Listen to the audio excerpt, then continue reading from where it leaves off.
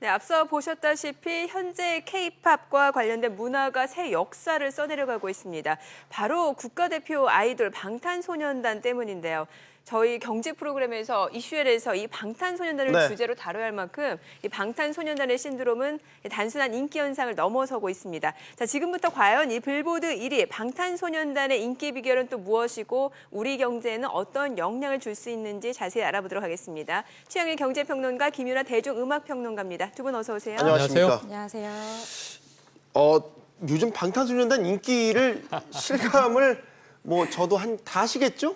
얼마나 인기가 있든 실감 어떻게 실감하시나요? 저 같은 경우에는 이제 제가 대중음악 평론을 하고 있는데요. 네. 이런 경제 채널에 제가 나와서 방송을 하고 있다는 것 자체가 네. 그만큼 방탄소년단이 어떤 한국 안에서 여러 분야에서 주목받고 있다는 의미가 아닌가 싶고요. 그리고 또 한편으로는 저 같은 경우에는 이제 K-팝 관련된 이야기들을 많이 하다 보니까 네. 해외 언론이나 이제 기자들이나 이런 분들하고도 가끔씩 컨택을 할 때가 있는데 예. 팬분들하고도 접촉할 때가 많고요. 예전에 한 2, 3년 전까지만 해도 Do you know 싸이? 이렇게 물어봤다면 요즘엔 Do you know BTS라고 물어보는 비중이 훨씬 많이 늘어났죠. 그게 되게 재미있는 현상인 것 같아요. 네. 그만큼 인기군요. 네. 네, 대단하죠. 저희 세대는요, 방탄하면 안 좋은 이미지였잖아요.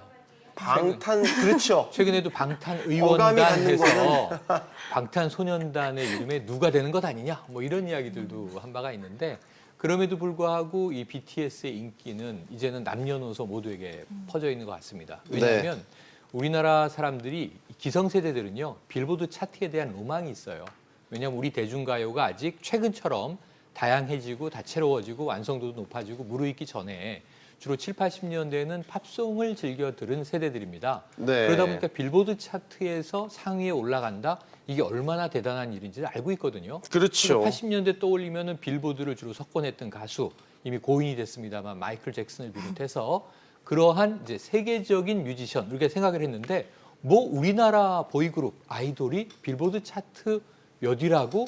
지금 사실 앨범 차트 빌보드 200에서는 1위를 찍었고 지금 오늘 보니까 6위에 올라가 있더군요. 네. 핫싱글 차트에도. 네. 그러니까 이 정도라면 싸이가 지난번에 2위까지 올라갈 때 1등 한번 했으면 좋겠다라고 국민적 염원이 있었는데 네. BTS는 싸이하고는 좀 다른 게 싸이는 하나의 B급 문화가 세계적으로 막 감염돼 나가는 아주 바이러스 같은 확산 속도를 보여줬다고 한다면 BTS는 그래도 뮤지션, 음악성, 어찌 보면 그것도 팀플레이로 이 자리를 만들어 나가고 있기 때문에 네. 이번이면 좋고 꼭 페이크 러브가 아니어도 언제든 1위 한번 해보겠구나는 기대감을 만들었다는 점에서 우리 대중문화에 대한 국민적인 좀 프라이드, 자부심을 한껏 끌어올렸다 이런 생각이 듭니다. 네. 사실 저도 아침에 출근할 때 방탄소년단의 페이크 러브를 들으면서 출근을 했는데 예능 프로그램이 아닌데 왜 경제 전문 프로그램에서 이런 주제를 다룰까 네. 많은 분들이 궁금하실 것 같은데 그건 네. K-팝 인기가 예. 굉장하다. 경제를 이끌 만한 신드롬이다. 이렇게 봐도 무방한 거 아니겠습니까? 저희가 이걸 준비했어요. 이게 예. BTS 네. 앨범입니다. 맞습니다. 맞아요. 러브 유어셀프 네. 시리즈네요. 네. 이게 이제 러브 유어셀프 시리즈인데 이번에 발표된 네. 최근 발표된 이제 전. 앨범이 전 티어. 기승전 네. 네. 티어. 전 티어. 네. 러브 유어셀프 전 티어이고요. 이게 이전에 발표된 건데 앨범마다 워낙 히트를 다 했기 때문에 어떤 게 더 뛰어난다 이렇게 우열을 가리기도 그렇죠. 힘들 것 같아요. 맞아요. 네, 네. 네. 이게 가격도 꽤 되던데. 가격도 꽤 되고 지금 예를 들면 이제 기승전결이니까 4개가 하나의 패키지 묶음으로 나오는 거잖아요. 네. 네. 그런데 승이 먼저 나왔어요. 네. Love Yourself 승, 허, 그녀. 네. 그리고 기가 나왔는데 기는 이제 원더인데 이게 영상 앨범이에요. 그리고 이번에 세 번째 전 티어가 나온 건데 난리가 난 거고. 네. 아까 빌보드를 보시면 한자로 기승전결해서 저는 빠져 있고 Love Yourself 티어 이렇게 돼 있습니다. 아니 왜 이렇게 잘하세요? 예, 그럼 지금 마지막에 결이 하나 남아 있어요. 결. 입덕하신 거 아니에요? 입덕? 저는 아직도 소녀시대입니다. 입덕 뜻도 좀 설명을 해주셔야 될 것 같아요. 네네, 입덕. 덕후의 세계에 입문을 했다. 그러니까, 네네, 예. 네. 그런 뜻인데 저야 아이돌 문화는 또 이 아이를 키우는 부모 입장에서는 네. 이 아이돌 문화를 모르면 이제 소통이 안 되니까 예. BTS가 나온 지가 사실은 지금 신인 아니거든요. 네. 5년 차에 맞아요. 일궈낸 대단한 네. 성과입니다. 네. 정말 신드롬이에요. 네, 네. 이게 앨범 가격 아까 잠깐 말씀드렸는데 네. 팬들은 아무 개의치 않고 정말 다 우선 구매하시잖아요. 음반 가격 음악과는 상관이 없죠. 근데 그런 부분들이 이제 조금 전에 평론가님이 말씀해주신 어떤 그런 팬덤에 대한 말씀을 또 살짝 해주셨었는데 네. 이 팬덤을 그 약간 일종의 전문 용어로는 코어 팬이라고 많이 이야기를 예. 해서 굉장히 심화가 되어 있는 그렇죠. 팬들 이런 팬들 같은 경우에는 기본적으로 음반 가격에 상관없이 음반을 사고요. 그리고 공연도 무조건 어떻게든 표를 구해서 공연에 꼭 참가를 하고요. 그리고 음반이 발매되거나 음원이 발매되면 이제 그 순위를 높이기 위해서 굉장히 열심히 노력을 하죠. 음반도 대량으로 구매를 하는 경우들도 많고 음원을 스트리밍 서비스라고 최근에는 네. 이제 온라인으로 계속해서 온라인 상태로 듣는 그 그렇죠. 횟수를 체크를 해서 그것도 이제 순위에 반영을 하는 경우들이 많은데 네. 구매는 한 번밖에 안 되잖아요. 예. 스트리밍은 무한으로 되기 때문에 그런 것에 대해서 뭐 시간과 정성을 가리지 않고 방탄소년단의 어떤 그 인기를 위해서 노력을 하는 그런 팬들이 많다고 생각하시면 될 것 같아요. 로열티가 정말 대단하게 느껴지는데 원래 방탄소년단이 처음 데뷔했을 때는 그렇게 주목받지 못했던 그룹이라고 하는데 네. 어떤 변화 과정을 거쳐왔길래 지금 오늘의 이 인기를 얻게 된 건지 설명을 좀 해주세요. 네네. 사실 이 초반에도 그렇고 지금도 전형적인 좀 아이돌 그룹의 형태를 가지고 있어요. 뭐 안을 들여다보면 이제 조금씩 다르고 기존의 아이돌 그룹들과는 또 다른 그 컨셉트가 있는데 형태로서는 우리가 알고 있는 보이그룹이잖아요. 네. 그래서 이제 좀 연세가 좀 있으신 분들이나 네. 혹은 이제 초반에 방탄소년단만 들으셨던 분들은 아까 말씀하신 것처럼 방탄? 이름이 이래 이렇게 말씀하시는 분들도 있고 그냥 보이밴드 아닌가? 보이그룹 아닌가? 하면서 음악 자체를 안 듣는 분들이 많으셨었거든요. 그리고 실제로 이제 방탄소년단이 데뷔했을 때는 힙합을 메인으로 내세웠었어요. 네. 힙합이라는 음악 장르 자체가 또 이 10대들이나 20대들에게는 익숙하지만 다른 연령대들에게는 좀 낯선 장르이기 때문에 초반에는 여러모로 다양하게 이 인기를 뻗어나가기가 조금 어려운 부분이 있었는데요. 네. 이제 그 러브 유어셀프가 이제 가장 최근의 작품이었다면 그 바로 직전에 나왔었던 그 시리즈가 청춘 시리즈라고 해서 청춘 3부작 이라는 예. 이름으로 화양연화라는 네. 이름으로 이제 계속 또 바로, 시리즈의 물이 나왔었거든요. 네. 그 앨범에 들어오면서 조금 뭐랄까요 팝적인 색채를 많이 넣게 됐어요. 그래서 그 전에는 랩하고 사회에 반항하고 뭔가 화가 나 있고 이런 이미지였었다면 이 화양연화를 통해서 어떤 지금의 청춘들이 가지고 있는 고민이나 뭐 아픔 뭐 사랑 이런 것들에 대해서 이야기를 하게 되면서 국내에 있는 팬덤도 점차 좀 폭넓게 넓어지기 시작했고요. 네. 이 테마에 대해서 세계적인 팬들도 청춘이라는 건 사실은 세계의 젊은이들이면 누구나 공감할 수 있는 테마잖아요. 그런 부분에 있어서 자연스럽게 폭넓게 맞아요. 사랑을 받게 된 부분이 있는 것 같습니다. 네. 네. 전 개인적으로 방탄소년단 내에서 진을 굉장히 좋아하는데 사심 폭발인가요? 잘생긴 멤버 막 좋아하시는 묻어나죠. 예. 그런데 네. 자 지금 빌보드 차트 1위 많은 분들이 이게 도대체 어떤 의미길래 이 온 세계가 전 세계가 열광하는 걸까 이 부분을 좀 짚어야 될 것 그러니까 같아요. 우선은 예. 저는 이게 앨범 차트 1위라는 건 참 큰 의미가 있는 것이다. 싱글 차트가 아니죠. 예예. 네. 그러니까 앨범. 싱글 차트가 매주간 우리나라도 뭐 인기가요 순위 집계가 방송사별로 그렇죠. 있습니다만 싱글 핫 100 이게 가장 지표기는 해요. 네. 거의 위클리 주간 지표가 현재 인기 순위가 어떻게 되나. 근데 거기는 이제 방탄소년단 지금 6위라고 말씀드린 게 네. 페이크 러브입니다. 네. 앨범 안에 들어있는 타이틀곡이죠. 예. 그런데 지금 이게 앨범 자체는 보통 요즘에는 뭐 이 미니 앨범도 나와서 한 곡 들은 앨범도 있고 그렇죠. 많아야 4곡 정도 있고 과거에는 15곡에서 20곡씩 있습니다만 방탄소년단이 심혈을 기울여서 만든 이 기승전결의 전 티어가 앨범 차트에서 200개의 차트 중에 맨 위에 랭크돼 있다라고 하는 것은 이것은 제가 봤을 때는 세 가지입니다. 방탄소년단의 음악성이 미국 시장을 포함해서 세계 시장에 먹히고 있다. 그 노력의 과정은 아까 우리 김평로안이 말씀해 주신 그대로고요. 네. 두 번째로는 이게 오늘 경제 프로그램이기 때문에 세계적으로 상품 가치를 인정받고 있다.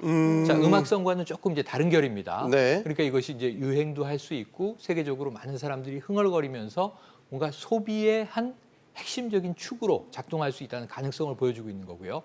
그리고 세 번째로는 이 K-팝의 위상을 그만큼 이제 돋보이게 해준다는 거죠. 견인차 역할을 한다는 건데 네. 이게 음악 현상일 수 있지만 조금 커지면 우리가 문화 현상 정도까지는 얘기하거든요. 예. 그런데 지금 그것을 좀 더 넘어섰어요. 방탄소년단은 현재 사회 현상급 정도로 이 토네이도를 일으키고 있는 것 같습니다. 네.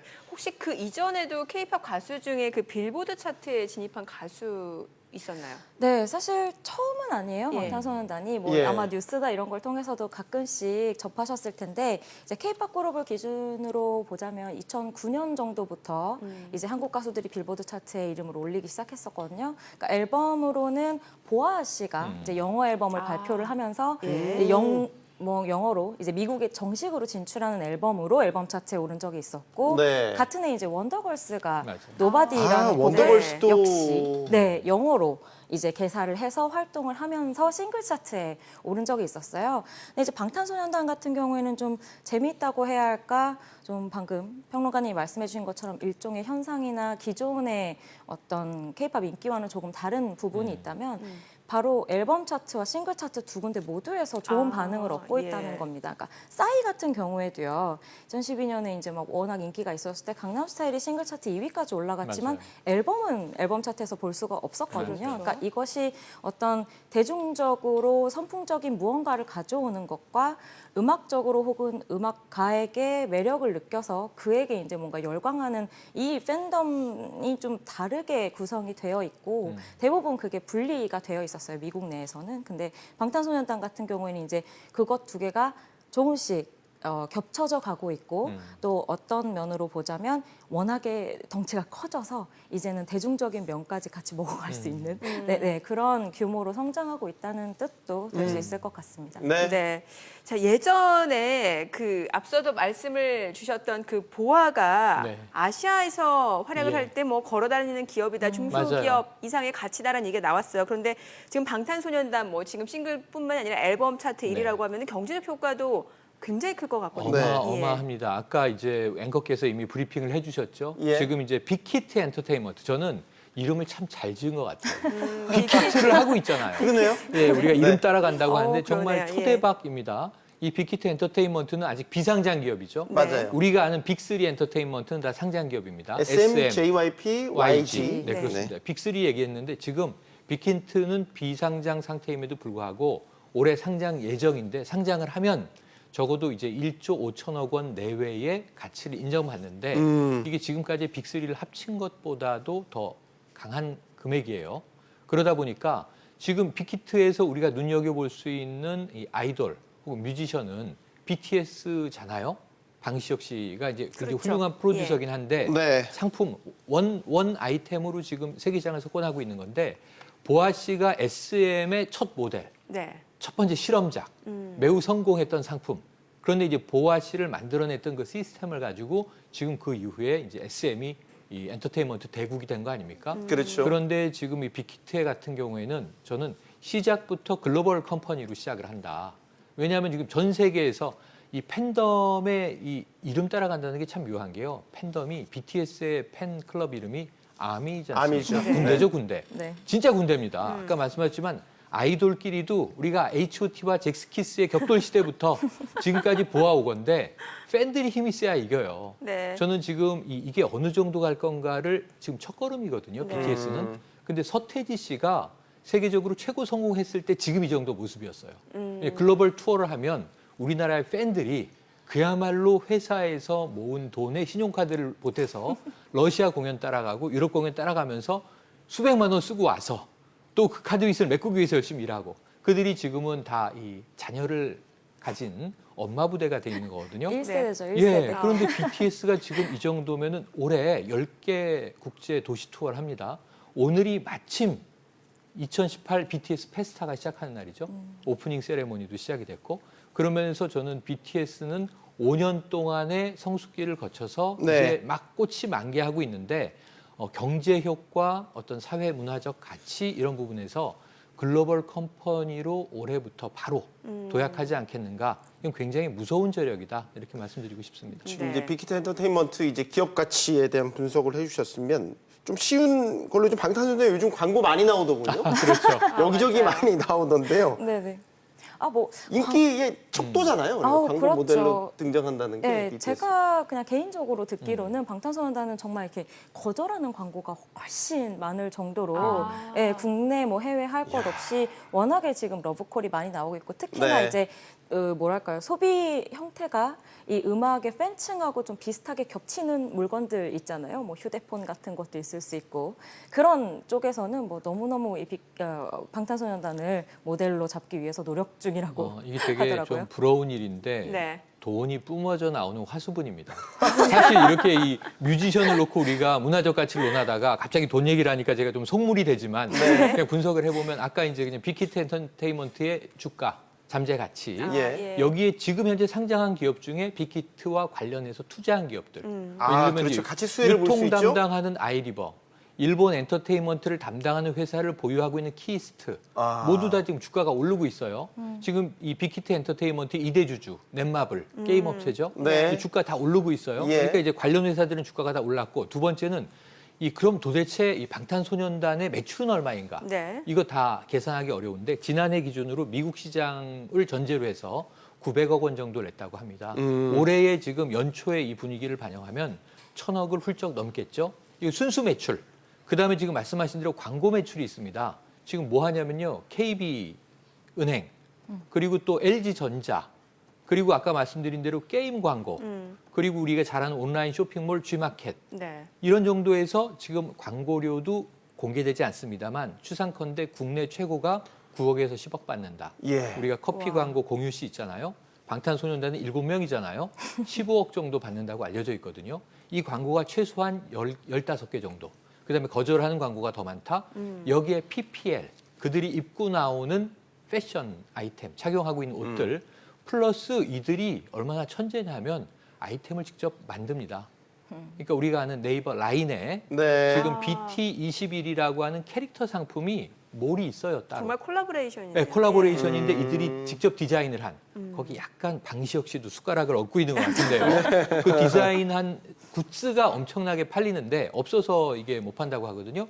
근데 여기 보면 머그컵, 뭐 파우치, 뭐 아주 디자인은 인형. 굉장히 예뻐요. 네, 인형, 정말. 거기다 쿠션 뭐 그렇죠. 등등 하면 이런 인테리어 소품까지 포함해서 앞으로 제가 보기엔 매출이 과거에는 브로마이드와 티셔츠 정도 수준을 넘어서 굉장히 다양한 굿즈와 콜라보될 가능성이 많기 때문에 BTS는 돈이 뿜어져 나오는 화수분이라고 불러도 과언은 아닐 듯합니다. 그러니까 광고, 예. 각종 뭐 굿즈까지 해서 그 앨범 공연 BTS를 보기 위해서 외국에서 일부러 한국을 찾아오는 예. 관광객들도 오. 대단히 많지. 그것만 전문적으로 여행 상품도 있다면서요? 아, 그럼요. 네, 그게 뭐 해외에서는 아주 일반화되어 있는 경우들이 많고요. 그러니까 네. 공연을 같이 넣어서 패키지 상품으로 만드는 경우들이 많고, 그리고 방금 말씀하신 것처럼 그런 굿즈를 사기 위해서 줄을 서는 팬들도 정말 많아요. 그러니까 공연이 없어도 그냥 BTS와 관련된 물건들 혹은 BTS가 이제 무언가 촬영했던 장소, 뭐 자주 가는 곳, 뭐 그렇죠, 이런 그렇죠. 곳들을 이제 보기 위해서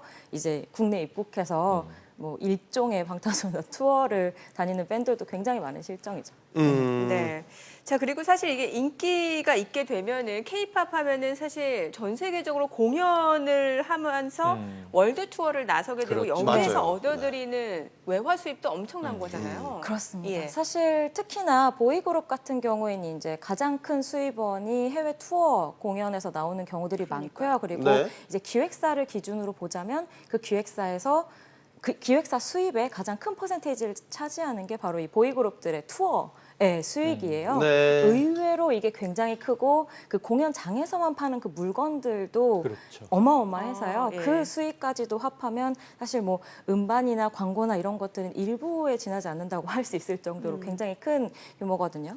이 방탄소년단 같은 경우에는 그 K-팝이 이제 막 한국 대중음악씬에서 많이 이야기된 이후에 빅뱅 이후로 가장 큰 규모의 투어, 해외 투어가 가능한 이제 보이밴드로 성장을 이제 했어요. 그래서 올해에도 이제 곧 한국에서 주경기장에서 그렇죠. 이제 서울 공연을 시작으로 전 세계 22개국 이었나요? 네. 그 뭐 투어를 이제 올해도 돈다고 하는데 이것 자체만으로도 어마어마한 수익일 겁니다. 근데 저는 디테일한 그 수익은 엔터테인먼트 업체들이 사실 잘 그렇게 쉽게 밝히지 않는 그렇죠. 경우들이 예. 많아요. 아, 예. 이 말을 하지 않는 경우들이 네. 많아서 하지만 어쨌든 여태까지의 기준으로 보았을 때 알려진 걸로 보았을 때는 음반 판매량에 있어서도 그렇고 이 예약 판매라고 하는 예판이라고 줄여서 얘기하는 예. 게 역대급 숫자가 나거든요. 140만 장 이상의 예약 판매가 들어왔어서 뭐 음반 판매 그리고 빌보드 차트에서의 어떤 결과 순위 그리고 앞으로 잡혀지는 해외 투어 규모 이런 것들을 봤을 때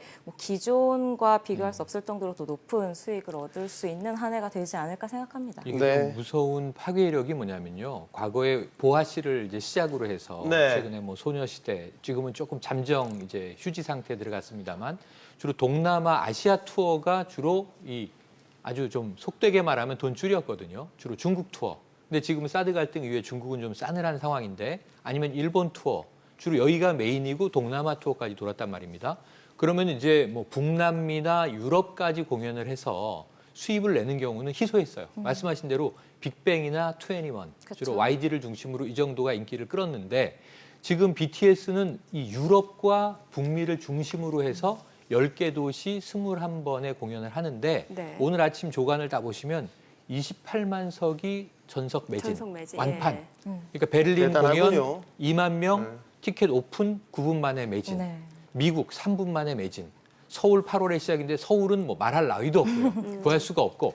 그러니까 이런 상황에서는 지금 어떻게 되냐면 북민들이나 유럽인들이 자기 도시에 오는 투어를 못 보는 경우에는 또 이 투어를 떠납니다. 아. 이 콘서트를 보기 위해서 네. 미국인이 유럽 가서 BTS 공연을 보고 유럽인이 미국 가서 보고 안 되면 한국 가서 보고 이런 정도의 어떤 교차 효과를 보면 지금 기존의 우리나라 아이돌이 냈던 최고치의 적어도 한 이 지구 대륙을 우리가 염두에 두고 계산을 해보면 네. 5배 이상의 매출 극대화가 일어날 가능성이 있다. 그러면 제가 보기에는 우리가 뭐 5대양 6대주 이렇게 부릅니다만 BTS는 어떻게 시작부터 글로벌을 석권하고 들어갔는가. 어떻게 국내 뮤직 차트에서 1위 하는 정도가 아니라 빌보드에서 그것도 10위권 안에서 한 자리를 찍고 앨범은 1위를 하게 됐는가. 이 부분은 지금 뭐 책도 여러 권 나와 있습니다만 두고두고 우리가 앞으로 K-팝을 조금 빨리 글로벌하기 위해서 네. 또 연구해야 되는 연구 대상이 되었다. 그렇다고 제가 이 감히 BTS를 놓고 예. 피실험체라는 표현을 쓰지는 않겠습니다. 알겠습니다. 연구해봐야죠. 예. 자, 마지막 질문을 우리 김 평론가님한테 드릴게요. 대중문화 평론 하시니까 네. 제2, 제3의 BTS가 뭐 나오는 게 좋지 않겠습니까? 네네. K-팝에 대한 경쟁력? 네.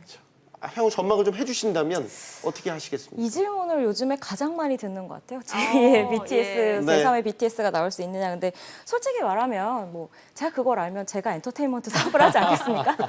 그래서 뭐 확언은 할 수 없지만 네. 저는 조금씩 특히 한국 대중음악이 세계 시장에서 어떤 그 가치를 인정받아 가는 루트에 지금 현재 방탄소년단이 가장 최고점을 찍고 있다고 맞아요. 생각을 해요. 그러니까 네. 예를 들자면 보아가 일본 진출을 성공하면서부터 시작됐던 이 한국 대중음악, K-팝 해외 진출 시작이 네. 이제 이후에 싸이의 강남 스타일로 예. 뭔가 약간 현상적인 인기를 얻으면서 곡 단위로 전 세계인들에게 뭐 한국에 이런 대중음악을 하는 사람이 있다는 걸 알렸다면 이제 몇 년이 지난 이후에 방탄소년단 같은 경우에는 한국이라는 그 수식어도 붙지가 않거든요. 그냥 글로벌로 통하는. 네, 빌보드에서 이 방탄소년단을 소개할 때 세계에서 가장 인기 있는 보이밴드라고 소개를 했었어요. 맞아요. 그래서 네. 이제는 그런 수식어도 빠진 상태로 어떤 음악가로서의 매력, 음악으로서의 매력을 동시대인들, 전 세계인들에게 아주 고루 넓게 퍼져나가면서 인기를 얻고 있는 대상이라고 생각을 하거든요. 네. 이 모든 것들이 저는 단계적으로 조금씩